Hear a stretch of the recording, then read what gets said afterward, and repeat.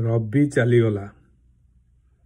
रवि नारायण पट्टनायक जहाकू पुरी अधा लोक रवि पट्टनायक बोली जानी सी चलित अक्टोबर मास गत 10 तारिख दिन योधाम त्याग करी स्वर्गाभिमुखे चलीगला।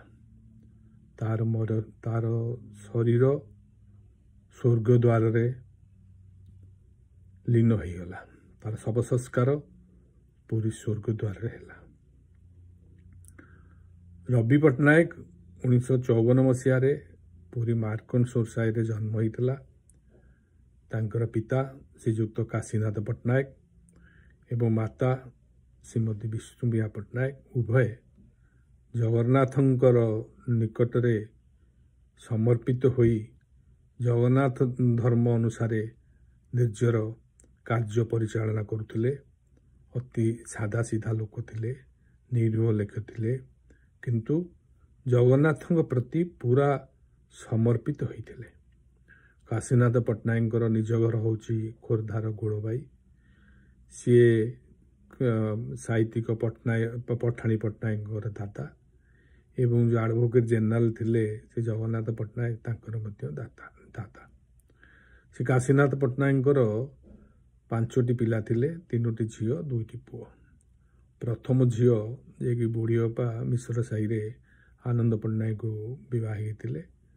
द्वितीय झील कुनिअपा शिक्षाविद प्रफुल्ल पट्टनायक को बाही। तृतीय झील टिकअपा से कालीचरण पट्टनायक को विवाह होते। ये हूँ तृतीय संतान रवि। रवि कविता पट्टनायक को विवाह होता, जी जड़े शिक्षयित्री थे। आउ सानटा ना हला देबुली देवी प्रसन्न पट्टनायक। ये 5टी लोक संतान संतति परिवार। तांकर काशीनाथ पट्टनायक पूरी म्युनिसिपालिटी रे चाकरी करुले। तांकर इच्छा थिला तांकर पुओ गोटे सरकारी चाकरी करिबा पई। रवि प्रथमे साई रे जो स्कूल थिला से यूपी स्कूल सिथरे शिक्षा ग्रहण करी गदाधर हाई स्कूल किछि दिन पढ़िला। तापर म्युनिसिपल स्कूल रे पढ़ी 1971 मसीह मैट्रिक पास कला। आउ 1976 मसीह एससीएस इवनिंग कॉलेज रु बीए पास कला परे तांकर बापांकर इच्छा थिला पुओ गोटे सरकारी चाकरी करिबा पई, किंतु पुओर इच्छा अन्य प्रकार थिला। तेणु सी गोटे कंढेई कारखाना पुरीर बालीघाट पाखे तैयारी कला। निजे से डिजाइन करिवो एवं भल क्वालिटीर कंढेई तैयारी करिवो, कम सस्तारे बिकिबो। मधु बारिस्टर, बिजू पट्टनायक यही महान व्यक्ति कथार से अनुप्राणित होई तार कारखाना क्वालिटी भल क्वालिटी जिनस करिवो एवं कम दाम रे बिकिबो, जोटा लोक माने ग्रहण करिवे। यही धारारे अनुप्राणित होइकरी से फैक्ट्री चलैतला। 2-4 पैसा पाइला, भल रोजगार कला, विवाह हैला। कविता पट्टनायक जन शिक्षयित्री विवाह गला। तापर तार फैक्ट्री के मध्य संप्रसारण कला। ब्रह्मगिरी पाखे आउ गोटे कारखाना कला। ये सब चलिकी जो भल पैसा 2 पैसा रोजगार कला, सी हठात संसार प्रति तार मोहमाया, पैसा प्रति तार आउ लोभ रहा नहीं। सी ब्रह्मगिरी कारखाना को बिकिदेला। ता पैसा पुरी रे जो कारखाना थिला कंडेई कारखाना बालीघाट पाखे गोटे मंदिर करदेला। से शिरडी साई बाबांकर फिलोसफी रे विश्वास करुला एवं से शिरडी साई बाबांकर गोटे मंदिर एवं श्रीरामंकर मध्य गोटे मंदिर करुला। राम लक्ष्मण सीता हनुमान पूजा पाउथिले। से मंदिर टी जहाँ खर्च हुए निजे करे। आजिकल जो मंदिर व्यवसायिक होइछि, पैसा रोजगार होछि, किंतु सी निज पॉकेट से पैसा खर्च करी भक्त मानू प्रसाद बांटे एवं जहाँ जितेबाला जहाँ खर्च हुए निजे बहन करे।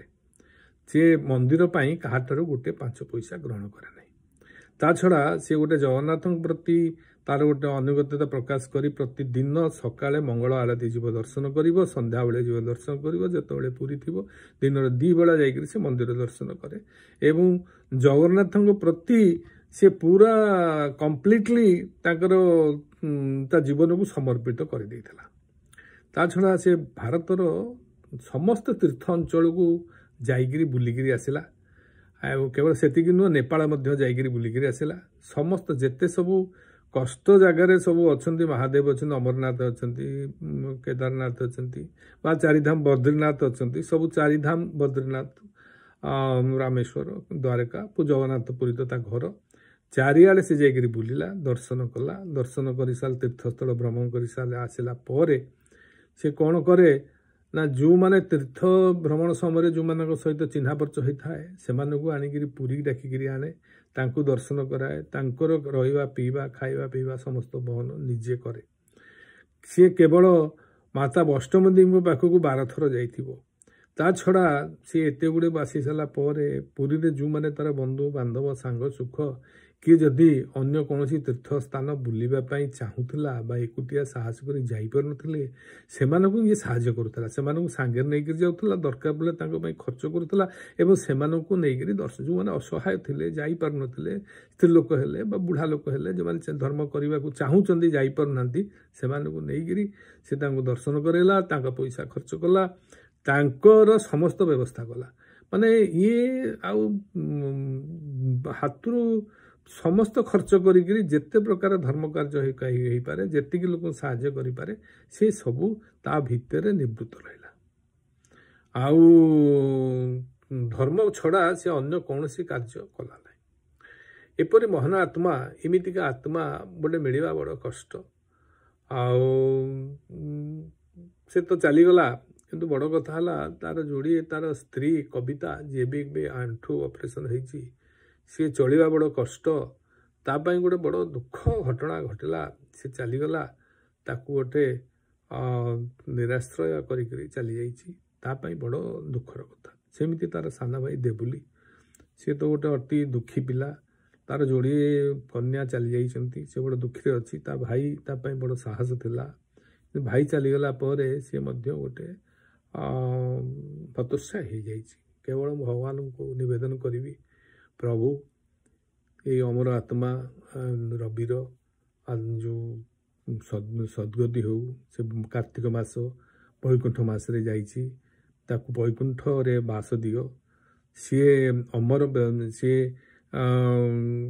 स्वर्ग प्राप्ति हो वैकुंठ रे रहू एवं तार भाई एवं स्त्री को प्रभु साहाय्य कर से गोटे बड़ प्राचीर होता से आज चली जाइए तेणु आपण दी जन को सहयोग करंतु दी जन को आशीर्वाद करंतु दी जनकर केमिति जीवन उत्तरोत्तर उन्नति हो से केमिति बंचिबे केमिति रहिबे तापाई आपण रास्ता बतांतु एतिकी मोर निवेदन जय जय जगन्नाथ जय जगन्नाथ जय जगन्नाथ।